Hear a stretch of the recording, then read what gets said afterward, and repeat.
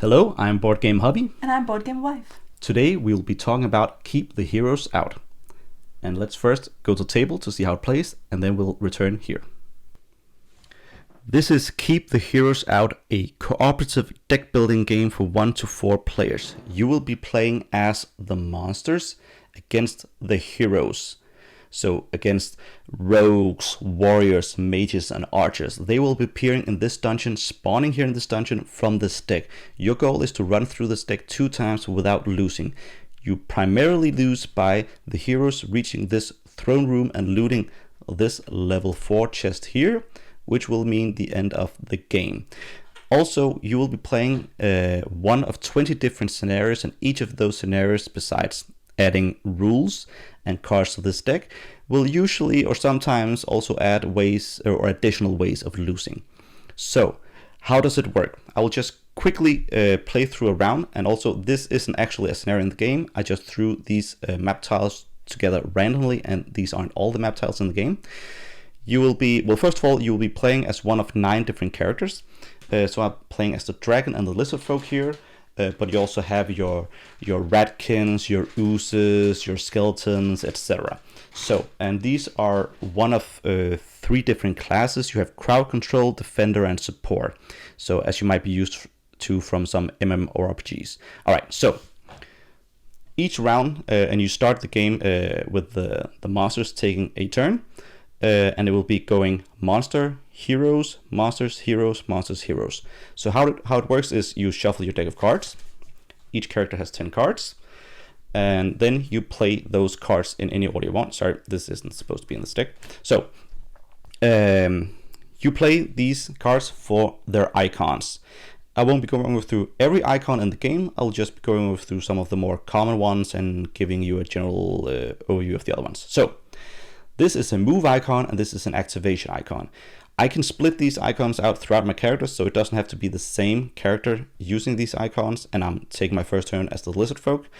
And I can take them in any order I want also. So let's see. The move icon is very simple. It's just simply moving to an adjacent room, and actually that was illegal because there isn't a passage. I couldn't move over here, but I could move over here because there is an open passage. So that's the move icon. The activation icon is I can activate either a room. So you see the hand icon here. So I can do this, which is turn in a coin to do this action.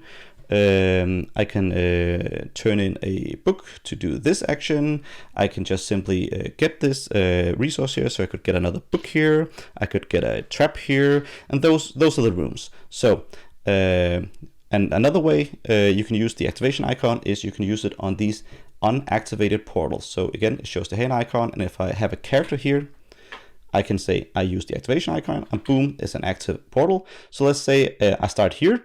This was unactivated. I can use this to activate it. I can use the move to immediately move this character from one active portal to the other active portal over here. Boom, that's the first card done.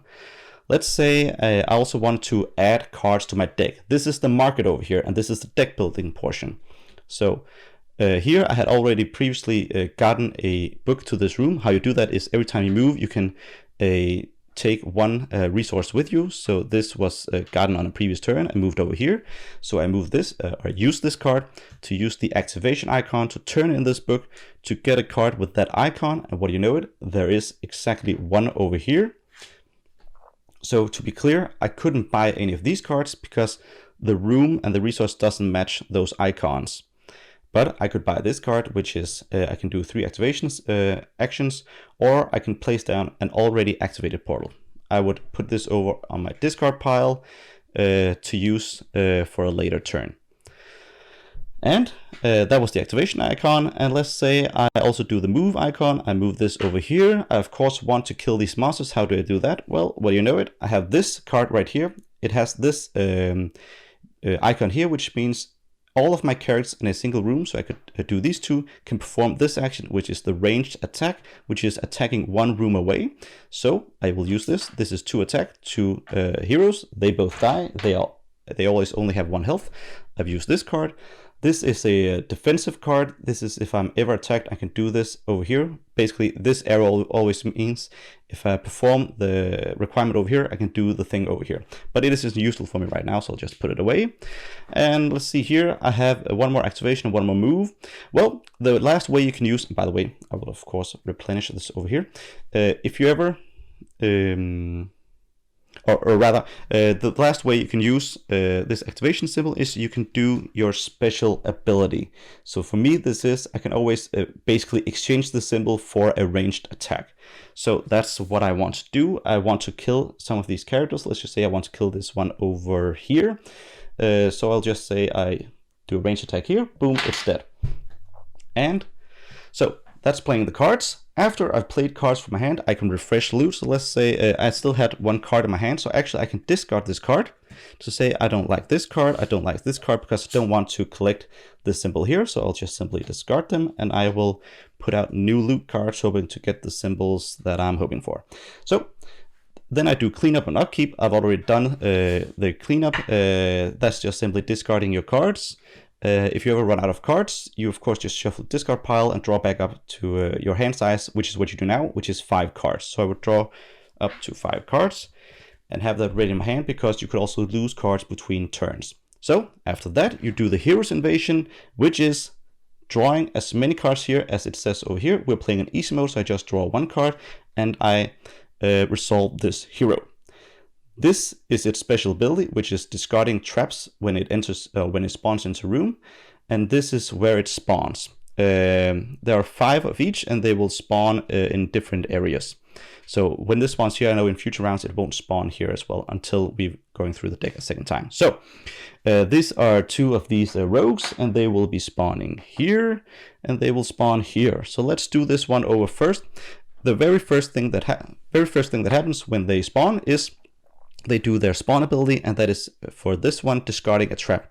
If it had been, let's say, this sort of hero, which had spawned into a room with a trap, the trap and the hero would have been discarded. It would have killed the hero. But as is, it was a rogue, and they are nifty thrifty. They will get rid of this trap, and then they will do the rest of their turn. You can choose the order which you want to activate them. So I'll just put it like this so you can see it. The rogue will first, or rather, all heroes will, after doing the spawn ability, then check to see are there any monsters in the room. If there are, they will attack. If there isn't, the next thing they will do is to check if they can loot the treasure chest that is in the room, and they will do that by seeing if they match or exceed the number. There's only 1 hero, and this says 2, so they do not. So you would usually put it like this, and then when they're unactivated, you would do it like this. It is done. This one over here will do its ability first, and what do you know it? There's a trap here. It will discard it. Then it will reinvigorate or inspire all the other heroes in the room. So there are now 2 heroes over here. There aren't any monsters to fight against, so they will loot this chest, which says 1, so they can do that. And it says discard any resources in this room. There isn't one, but they used 1 hero to do this. So there's 1 unactivated. The other one will move on, and it will check to see if there are monsters. There are monsters, so it will try to attack. So let's just say it attacks this one. This one has 1 health, this has 5 health, so maybe actually it would usually attack this one because it's more tanky, so it would lose 1 health, and you just mark that with a heart icon, which the game also comes with. So that was just a quick explanation, but generally you play your cards, do stuff over here, and the other abilities are usual deck building type stuff, like you can add more cards, or this one is actually quite interesting. You can draw 3 cards, and if you see this icon in the cards, you can keep the cards, and the other ones you discard. So if you have a deck built up around coin icons, this is a very handy card to add to a deck, or you can just use it as a trap for this card. And a lot of them will usually have 2 options. So you will play your cards, you will try to get rid of the monsters, you will maybe set up defensive traps, you will spawn more of your own monsters, you will position yourself strategically, and then the heroes rather will take their turns and they will spawn. They will do their spawn abilities. They will attack you. They will loot the chest, and whenever they move, they will always move towards this final room here. Whenever they loot these, like I said, these chests, they do special abilities. So this one is they will take a turn again. They will take a turn again. They will do the gel action, which I haven't explained, which is at the start of every turn, you can push your luck and you can flip over one card here and you will put that hero into jail. This will always be in the scenario and you will put it over here and it won't activate. And then you'll get to draw 3 extra cards. So you'll get to use more cards during the turn. But, and moving on to the special abilities of the other characters, if the mages ever spawned into this room, it will wake up all the other characters and there will be a jailbreak and they will start to spread out if you haven't gotten this under control. The warrior, whenever it spawns into room, will discard 2 resources. So if it had spawned over here, it would discard these 2 books. And the archer will always do 1 shot towards an adjacent room. So those are the 4 heroes and what they will do, and you'll just move back and forth like that until either you win or they win. So that is a quick overview of Keep the Heroes Out. So let's get right into it, and let's start with our biggest pluses, our biggest positives. Do you want to start? Absolutely. I think my biggest plus in Keep the Heroes Out is the replayability. There's so many different monsters that you can play with different abilities and different setups for the board, and you can play the campaign or you can just play whatever. And how some of the monsters sometimes are heroes and heroes sometimes are monsters, and you can play it against each other or together. There's so many ways to play this, that like endless options, I feel like, and I love that because, spoiler alert, I like the game. So it's nice to be able to play it in such a variety of ways.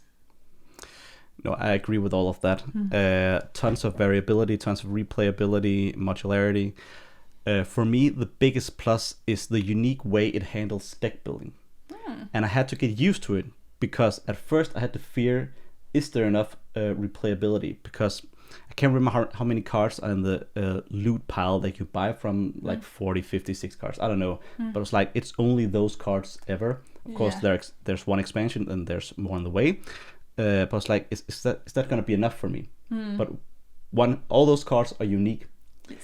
And there isn't an opportunity in this game to trash your cards like there are in many other deck builders. I think every other deck builder that I've tried. I was so surprised when you told me that you cannot trash your cards. I'm like, what? Because you're used to in these games to starting with a bad hand of cards that you need to get rid of. But it's not a bad hand. It's not bad cards at all. Sometimes you maybe only add 1 or 2 cards to your starting hand.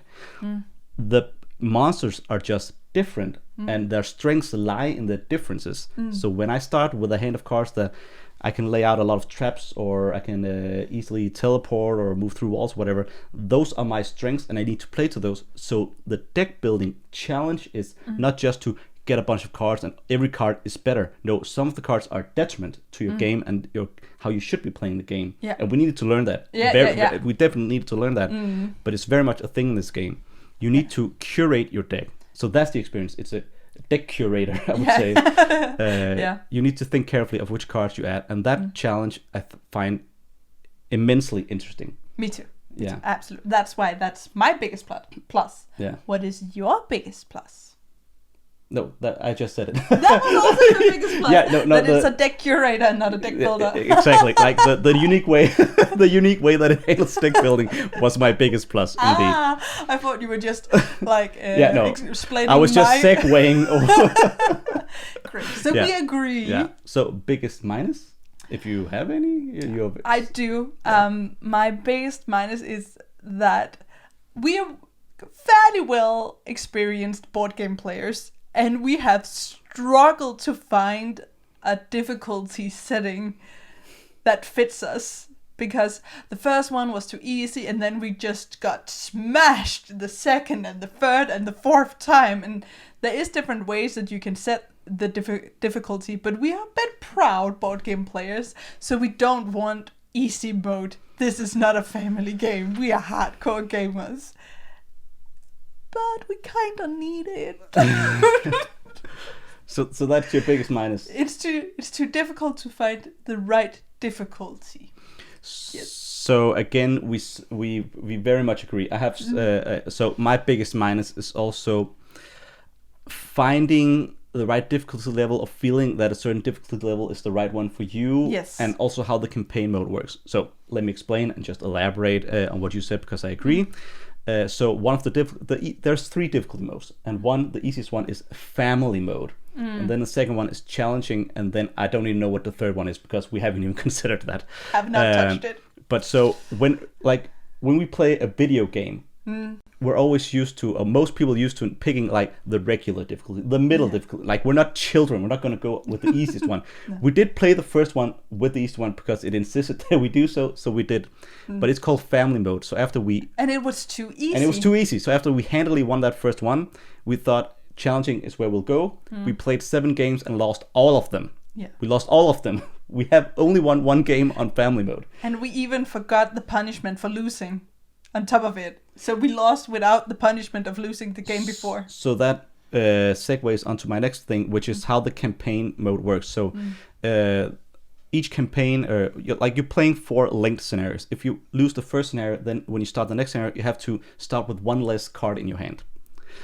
And so on. So if you lose the first 3, you're starting with 3 less cards in your hand for the final one. If you win the final one, you get a bonus for the rest of the campaign.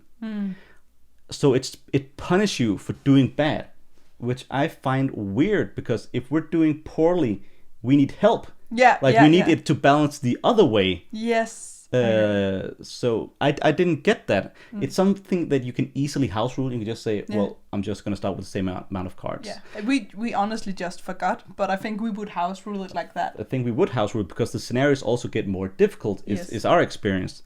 So I didn't get that. It doesn't detract majorly from my enjoyment of the game, because I do appreciate it being difficult. Can I say one more thing that kind of segues on that? Is that when you in the campaign, of course, you only play the scenario once, but again with the difficulty, I feel like the next time I would be able to do this, but now I have to move on. So maybe I just don't like campaign mode in this one. That might be the case. So that's also a thing. We didn't actually stick to the rules. Say that if you lose an encounter, just move on to the next one, which you can and apparently should do. But we did often replay the scenario because we want to prove to ourselves that we could could win, and we couldn't. But even after our 8th play, we discussed and we learned something, like a strategic thing that we did is that we piled all our monsters into the treasure room because we thought, we'll do our final stand there, because that just creates a cascade of monsters, because every time the monster enters the room, it activates the other heroes. So that was a poor strategy. Yeah. So the next time we'll do better. Next time. Ninth time's the charm. Of course, that's what you say, right? Yeah. But that's mostly my only negative, and it's not even a pure negative. No. Yeah. So, final thoughts? Do you want to start? Final thoughts. I really enjoy this game. It feels addictive to me. I want to play it all the time, even though we have not a baby anymore, but a toddler, and we are sleep deprived, and we are both working, and I just want to play this game, even though I'm tired and exhausted, and there's laundry and clean up and everything. I want to play the game. So I think it's a 9 for me. That's very high. I don't think I have. Okay, this is only our 2nd rating, but I don't often go that high. But that's only with games I feel completely addicted to, and the feeling that I can do better next time is such a rush for me. So that actually gives me something good. Yeah. That when I feel like I can do better next time, and I want to do better next time, I'm gonna prove it. As a baseline, we both very much enjoy deck builders. So it's right up our wheelhouse. And as a baseline, Catherine's average rating is probably around 6, whereas mine is around 7. So you're definitely harsher in games than I am. Yeah. But anyways, for this one, we're landing on the same rating. I'm also giving it a 9. Oh! I also very much enjoyed. after playing through the whole campaign and getting better at it and exploring even more strategies, I can see this rising. Yeah. And we've just opened the expansion, so we haven't played with the new cars and like the upgraded hero meals. That sort of thing might also improve the rating. Yeah, I just love this game. Me too. It retails for at the cheapest around $65. It's a bit pricey, and some places actually more pricey than that. But there's so much content in this. Like It this is really game is. like this can be the game you play every night. Well, you could play it every night, yeah. But like this could be the game you just return to over and over again throughout a year. Like I feel like this is this year's Cubidus for us. Yeah. Like just the crack game that we're addicted to. Absolutely. I was thinking about Cubidus with the rush and addiction, and next time I will And prove push your to- luck element, push your which luck. I also love. That's Yeah. maybe my runner-up favorite thing about the game. Yeah. The rush of I can just get more cards. Awesome, and you should often do that. I think maybe we're losing all Well, the I time. think you are going too hard on getting the cards and not killing heroes, but whatever. We can we discuss each have that. our role. Yeah, I chill, do the laundry. You kill all the monsters, or heroes. Heroes, sorry, no, don't kill the monsters. No, don't go killing monsters, okay? All right, so that's a high, strong recommendation from both Absolutely. of us. Until next time, I'm Board Game Yeah, Hubby. and Board Game Boy.